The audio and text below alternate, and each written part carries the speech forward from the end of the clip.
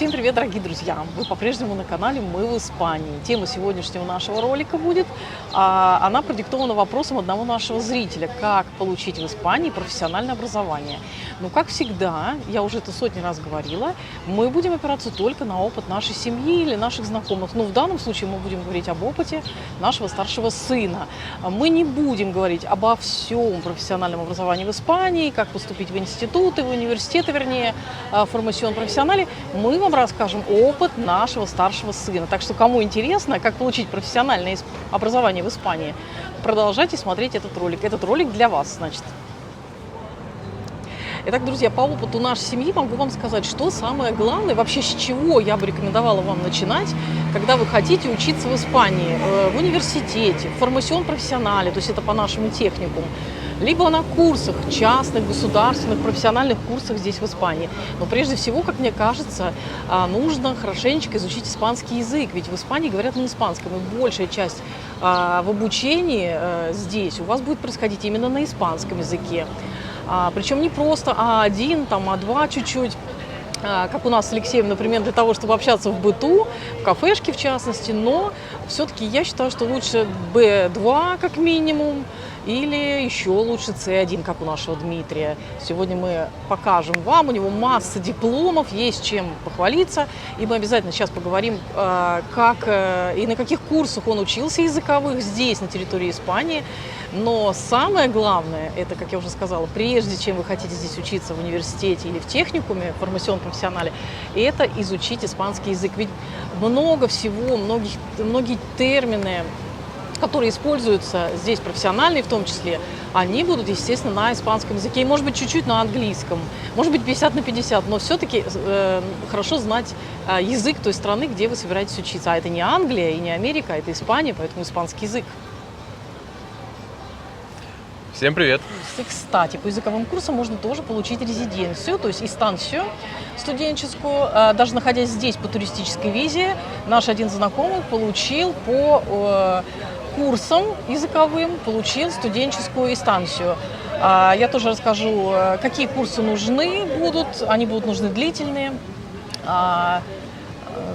Курсы могут быть разные, это может быть при университете, как у Дмитрия, это может быть просто какие-то муниципальные, но для того, чтобы получить инстанцию, нужно длительные курсы. Они должны длиться 32 недели, по 4 часа в день и 5 дней в неделю. Главное, это должно быть аккредитованное учебное заведение.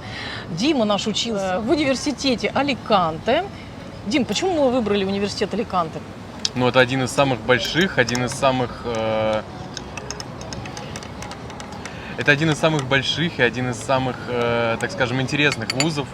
В нем огромное количество направлений для изучения, для поступления, в том числе на территории этого университета, при университете есть государственные курсы. Вы записаться на эти курсы, поступить на эти курсы, вы можете все это сделать дистанционно, даже самостоятельно. С чего начинали мы? Я помню, что мы вышли на сайт университета Аликанте, нашли вот этот центр de Idiomas, посмотрели там какие-то условия, написали туда по электронной почте, естественно, на испанском языке, переводили в Google переводчики, по-моему. Написали, нам тут же ответили, нам сказали условия, прислали цены, длительность. Длительность, как я вам уже сказала, нам сразу же сориентировали, что длительность нам нужна самая длинная, можно сказать, 32 недели.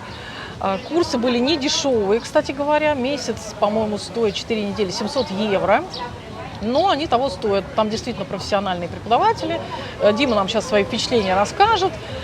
Там учатся люди разных национальностей, с разными абсолютно целями, кто-то прокачивает свой язык. Можно на любом уровне там учиться, можно один уровень, можно с А1 по С1. И мы оплатили эти курсы, и курсы сами присылают все документы для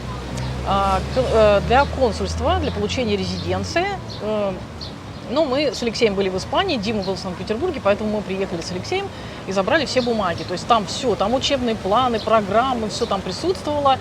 Поэтому, собственно говоря, курсы включают в себя грамматику 3 часа, насколько я понимаю, ну, какие-то практические мероприятия, проверочные экзамены и беседы. Ну, Дима сейчас нам расскажет лучше, потому что я на эти курсы еще только планирую пойти. Дима, расскажи вообще, как курсы были, что там было? Для начала хочу рассказать, вероятно, многих будет интересовать сама структура обучения. В первую очередь хочу сказать, что курсы преподаются носителями испанского языка, то есть испанцами, теми же профессорами и преподавателями, которые преподают в самом университете. У меня, например, были преподаватели, которые вели предметы история, философия, литература, право, обществознание и прочее. Вот. Далее, испанский преподается с первого дня на испанском языке, то есть никто не переводит ни на русский, ни на английский, ни на любой другой язык. Соответственно, ну, естественно, обучение начинается с самого нуля, с алфавита, с знакомства, и постепенно, через недельку, через две после начала обучения приходит осознание, что тебе говорят, что от тебя хотят и что ты должен сделать. Первые 4 уровня А1, А1+, А2 и А2+, на этих уровнях проходит, так как это курсы интенсивные, проходит 1 уровень в месяц. Соответственно, в месяц первые 4 уровня проходят каждый месяц 2 экзамена. Первый промежуточный как тест-опросник, и в конце месяца более серьезный экзамен, в котором больше материала пройденного за весь месяц и некоторые за предыдущие. Для себя я сравнил что-то похожее на ЕГЭ, на государственный экзамен. Единственное, что рамок металлоискателей нет, вот, но по своей сложности он примерно схож. Вот. Ну, ты нам очень много интересной информации рассказывал, когда приходил с курсов о жизни, об истории, о культуре, о Так политике. как курсы испанского языка нацелены на иностранных... Рассказывай. А меня будет слышно, да? Это байкеры, это классно, это Испания, это наши. Это наши Мы ребята. ничего не будем вырезать. Так как курсы испанского языка нацелены на иностранных студентов, соответственно, очень много информации дается о культуре Испании, о правилах поведения в Испании, об истории Испании. И даже в дипломах о языке написано «Lengua и культура de España». Еще самое интересное, друзья, я знаю, поскольку когда Дима приходил с курсов, он нам рассказывал о своих друзьях. И некоторых мы, кстати говоря, знаем очень интересно. Из Японии у тебя друг Хибики, очень культурный молодой человек, воспитанный, образованный. Кто еще с вами учился, из каких национальностей, из каких стран, может быть? Честно говоря, столько людей со всего мира, даже путешествия по Европе, никогда не узнавал. Учась на этих курсах, вот ты приходишь без знания языка и вкидываются в группу все такие же. Никто ничего не знает, знают английский и свой родной язык. И чуть-чуть испанского на базе «Ола», «Кеталь», «Миямо», так-то, так-то. Сколько стран были? Ой, я все перечислять не буду, но основные, которые были, это Соединенные Штаты, Бельгия, Япония, Корея, даже из Китая были ребята, девчонки, Франция, финны были, норвежцы, из Англии, из Уэльс были. И со всеми ними до сих пор периодически поддерживаем связь, списываемся, созваниваемся, как у кого дела. Кто-то остался здесь, кто-то пошел учиться дальше, кто-то пошел работать, а кто-то вернулся в свою страну. Но на самом деле Дима не случайно пришел с этой желтой папкой. Что у тебя там? Нас уже мучают. Друзья, не случайно я подготовил желтую папку. Желтый — это цвет солнца. За 90 центов. 90 центов это из китайского магазина, да. Буквально пару секунд скажу, что, друзья, в Испании, чтобы учиться в университете, конкретно в университете Аликанте, нужно поступать обязательно со знанием испанского языка. Как минимум B1, B2.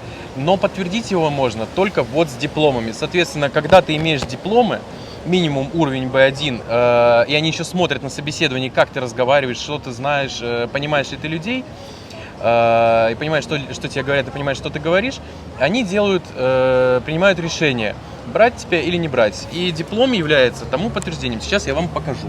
Покажи, сколько у тебя их много. И друзья, у тебя... вот в целом диплом выглядит вот так. Нет, смотри, я сейчас хочу показать, сейчас сколько покажу. там много. Учился на курсах, я так получилось, что 2 года. И каждый месяц выдается диплом о пройденном курсе. Вот этот можно приблизить, заметить, это C1, это финальный.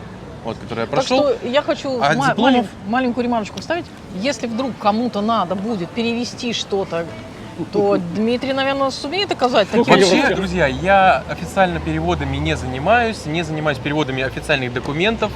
Однако, если кому-то нужно что-то куда-то сходить, экстранхерия, полисия, банк, перевести какой-то договор, что-то рассказать, хоть я этим не занимаюсь в рамках своих близких, своих друзей, обращайтесь. Рассмотришь такие варианты. Рассмотрим такие варианты и что-нибудь придумаем. Покажи, сколько дипломов. Сколько дипломов? Вот, целая пачка. Если вот так вот смотреть, вот она. Ты их не Это все, это я их Нет, они все растасовал. разные уровни, и кроме того, там Всё, были это еще дипломы, то есть конверсацион, да? можете То есть посмотреть, вот B1, B1. Самый первый, наверное. Нет, самый первый А1. Суть в чем? В месяц для экстернхерии, для продления студенческой станции нужно брать 4 часа языка. в день, Идут в день. по 5 дней в неделю. 5 дней в неделю, 4 часа в день. 3 часа грамматики, 1 час конверсацион, то есть разговорный, практика. И за конверсацион, за разговорный, и за грамматику идут 2 отдельных диплома. Поэтому тут, можно сказать, половина одних, половина других. В общем, подводим итог. Когда вы изучите, вот так же, как Дмитрий, испанский язык, ну, хотя бы до уровня B1, у нас с Алексеем это все впереди, можно приступать к профессиональному обучению.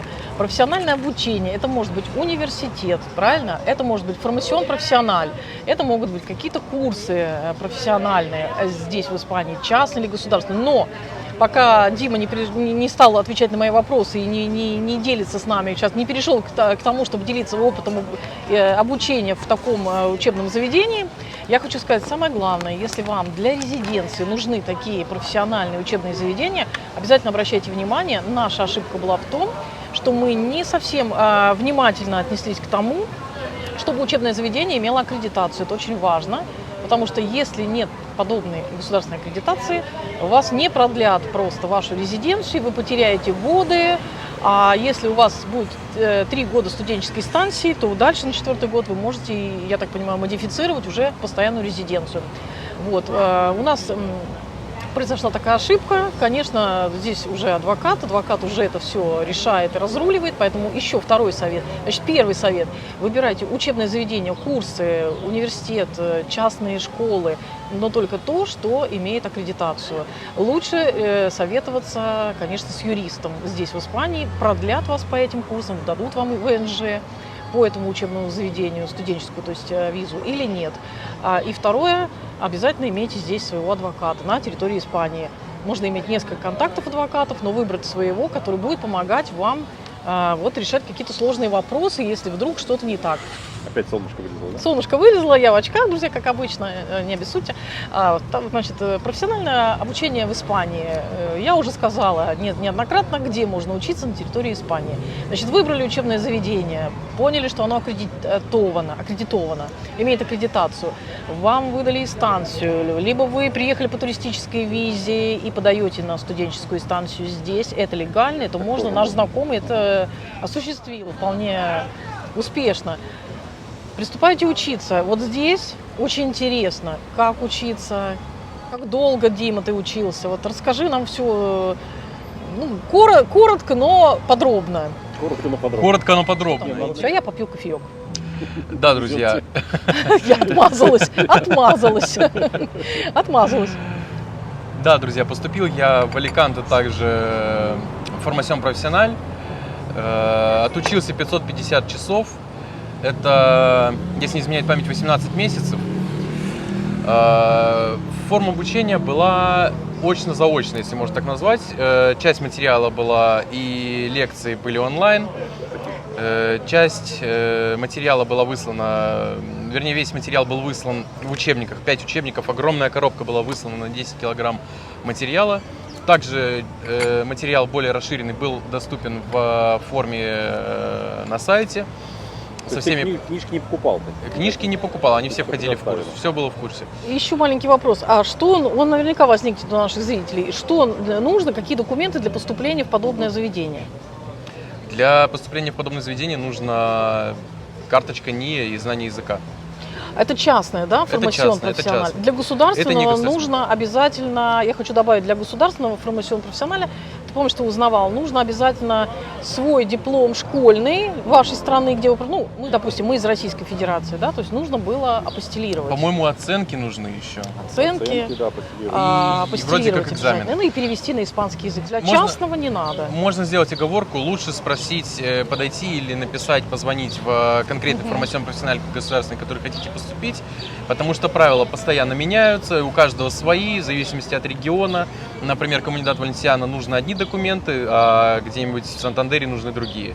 В зависимости от того, в какой регион вы хотите ехать, и в зависимости от Логично. времени. Дим, ну значит, вот как ты учился? Ты учился больше дома, ты учился дистанционно, у тебя были практики, я помню. Ну, я как твоя мама могу сказать, у тебя были практики, ты приезжал, ты выполнял какие-то работы. Как Да, все это да. было? Ты на кого учился? Расскажи людям. Прежде всего, как твоя профессия называется? Прежде всего, моя профессия называется инсталляционист фотовольтайкос, то есть курс называется. Профессия инсталладор фотовольтайко, то есть установщик солнечно-батарейщик. Кем ты можешь работать? Ну, грубо говоря, адаптированно. Кем ты можешь работать, выпустившись оттуда? Выпустившись, я могу работать в любой компании по установке солнечных панелей. Могу и устанавливать сами панели, и монтировать инверторы, настраивать программы, делать расчет пресуппуэсту, расчет инсталляции, да. Все это я прошел, все это изучил. Помимо этого я изучал еще дополнительно на курсе в целом электричество, в целом физику, и чтобы было у человека понимание, которое проходит этот курс, не только сфера солнечных панелей, но и в целом, как оно работает, вообще электричество и с чем его едят. Как пую по-испански? Вообще у них Реал Декрето. Реал Декрето. Начнем с того, что запутал Алексей меня Пуи, у них есть Реал Декрето. Все у них ссылается на Реал Декрето. Оно не только для солнечных панелей, оно вообще в целом для всех сфер, для фонтанерия, электрисидад, что угодно. Все есть в Реал Декрето. Реал Декрето, что это такое? Это свод законов, правил и норм, по которым осуществляются определенные действия в работе. То есть мне нужно установить щиток электрический, я его не буду устанавливать, как я хочу. Я не буду его устанавливать, как мне хочется, как я вот думаю, что вот на потолке. Есть Реал Декрето, в котором говорится, что минимум 1,50 м, максимум 1,70 м. На этой высоте должен быть условно.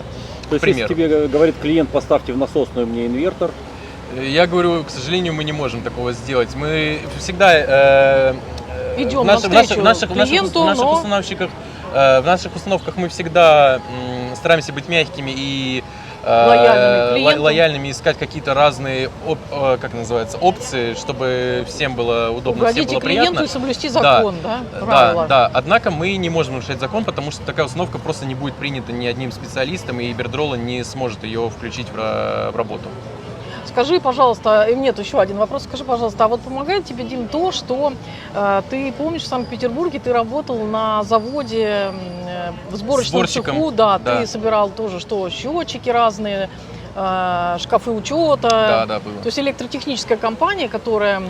Можешь передать привет своему первому директору? Передаю привет, Виталий Николаевич. Я помню и вспоминаю вас каждый раз, когда собираю электрические щитки. Он тебя многому научил. Да, многому. На самом деле хочу сказать, что в жизни вот я умею работать руками, я люблю работать руками и считаю, что самое принципиальное, то есть самое первое и главное, что должно быть у человека, это умение работать руками.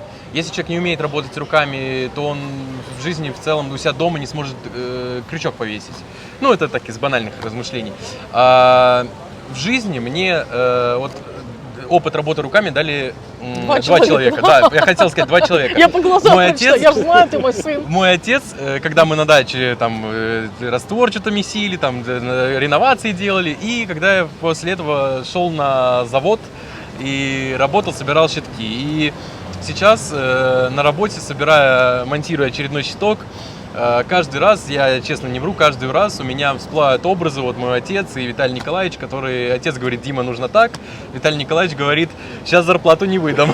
И тут и испанский закон гласит еще что-то, да, нормы и правила, как делать. Испанский закон всегда, он у меня всегда в голове. Так, самое отлично. главное, самое главное, в испанском законе Реал Декрето есть 2 вещи. И я сразу скажу, для тех, кто идет учиться не только на эту специальность, а в целом любая формационно-профессиональ, особенно техническая, нужно знать 2 вещи.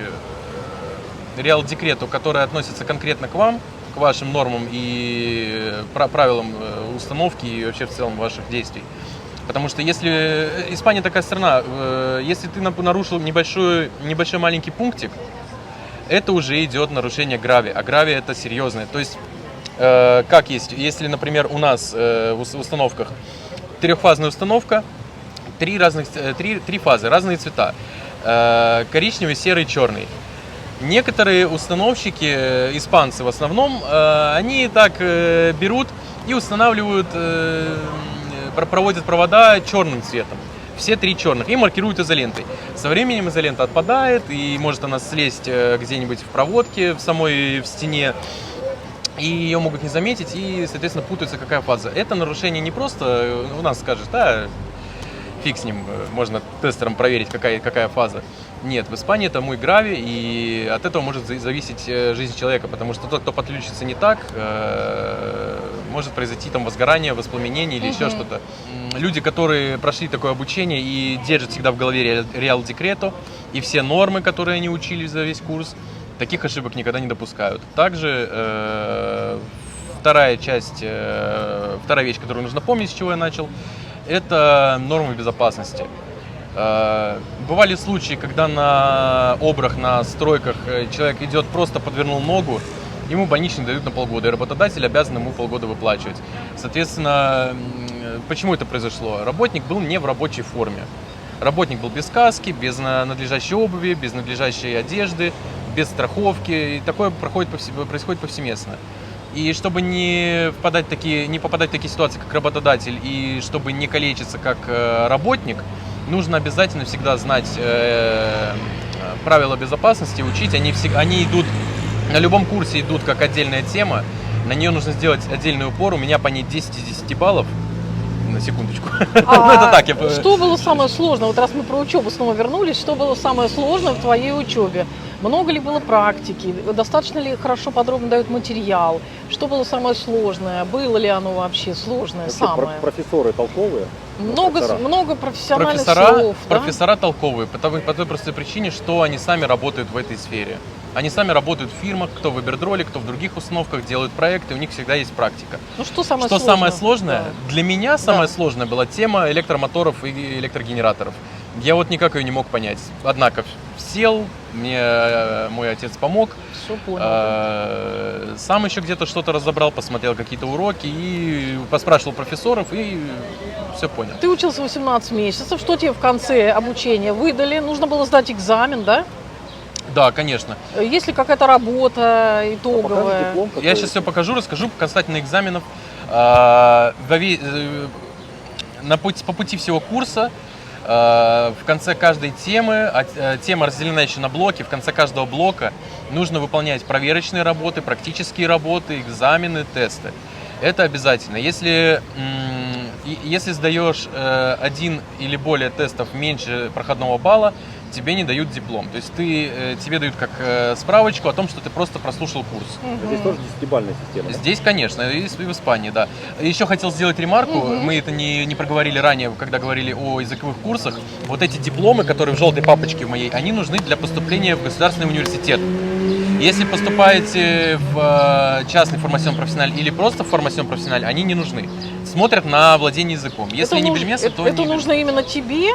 Это нужно именно тому, друзья, кто будет поступать, для того, чтобы понимать лекции, понимать тот материал, который вам будут преподавать. Конечно. Материала много.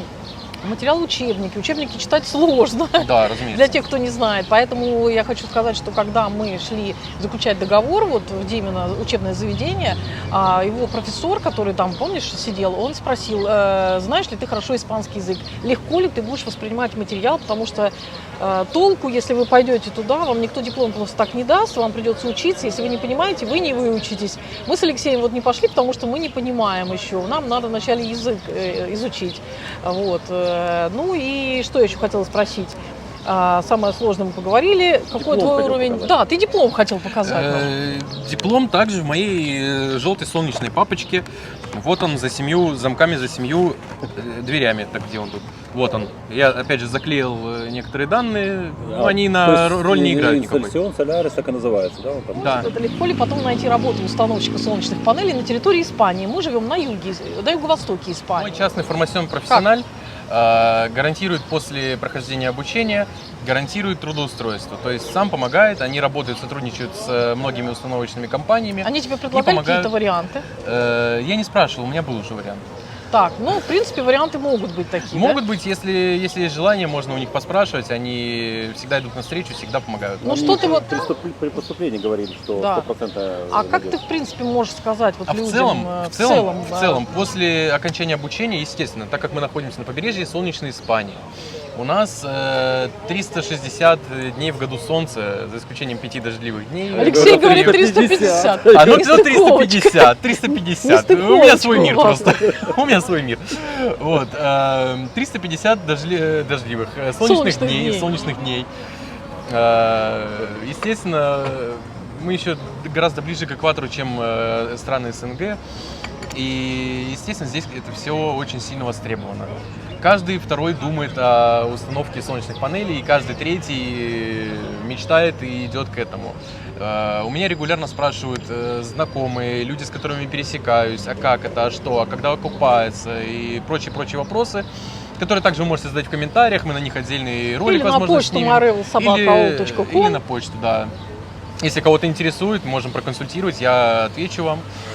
Многие говорят, что вот приеду в Испанию, работы валом, как начну тут работать. В первую очередь нужно понимать две вещи. Во-первых, приезжая в Испанию, нужно представлять мысленно, что здесь начинается все с чистого листа. Те дипломы, которые были в России, что их уже нет. Да, Мы другое. начинаем здесь с нуля, у нас здесь ничего нет. Мы будто вот только закончили школу. И чтобы здесь чем-то заниматься, естественно, нужно что-то закончить, либо подтвердить дипломы из своей страны. Это, конечно, трудоемкий процесс, занимающий не 1 месяц, а то и не 1 год. Быстрее здесь отучиться, выучить язык, и это перспективнее гораздо. И испанский диплом в Испании будет гораздо больше вес иметь. И вторая вещь, мы живем сейчас в такое время, сейчас идет пик развития вообще всего человечества. Каждый месяц появляются какие-то новые технологии, смартфоны, компьютеры, в моей отрасли солнечные панели, инвертора. Естественно, через полгода, через год это все будет больше оборот набирать. Все больше людей переходит на солнечную энергетику. Испания уже, если правильно помню, 25-30% выработки электроэнергии идет от солнечных панелей. Помимо ветряков и приливных электростанций идут солнечные панели 25-30% на всю Испанию. Вот. С каждым годом это число, конечно, будет расти, и в глобальной перспективе мы отойдем от атомной энергии. Маленькая ремарочка в конце от меня. Касательно возраста обучения, могу привести пример. У нас на курсах испанского языка при университете Аликанте учились ребята моего возраста, ребята 16 лет, люди семейные, 50 лет. семейные пары 40-50 лет, и бельгийский дедушка у нас был, которому было 75 лет. Банкир. По-моему, банкир, если я не ошибаюсь, да. И... Так что никогда ничего не поздно. Конечно, никогда ничего не поздно. Маленькая еще добавочка касательно испанского языка. Дипломы — это очень хорошо. Дипломы принимаются в университете, но никогда нельзя забывать про реальную практику. Да, даже это если очень вы важно. говорите в университете, ну, в смысле, на своих испанских курсах лучше на курсе, это не будет означать, что вы на улице поймете испанца. Обязательно с первого дня, как вы приезжаете сюда, начинаете учиться, обязательно практикуйте на улице, в магазине, в библиотеке, специально ходите, специально говорите, даже если вы стесняетесь. Стеснение пройдет через месяц. Это я вам правду говорю. У меня так было. Никто не говорил, что будет легко, всегда будет тяжело, но мы придем к чему-то. Надеемся, что мы ответили вам на ваши интересующие вопросы, на какие-то, если у вас все-таки остались вопросы по профессиональному обучению, если что-то мы не затронули с Димой, обязательно пишите под видео, мы ответим на это в следующем нашем ролике. Как обычно, всем удачи, добра, хорошего настроения. До новых встреч в новых наших роликах. Пока-пока. Ставьте лайки, подписывайтесь на канал, рекомендуйте нас друзьям.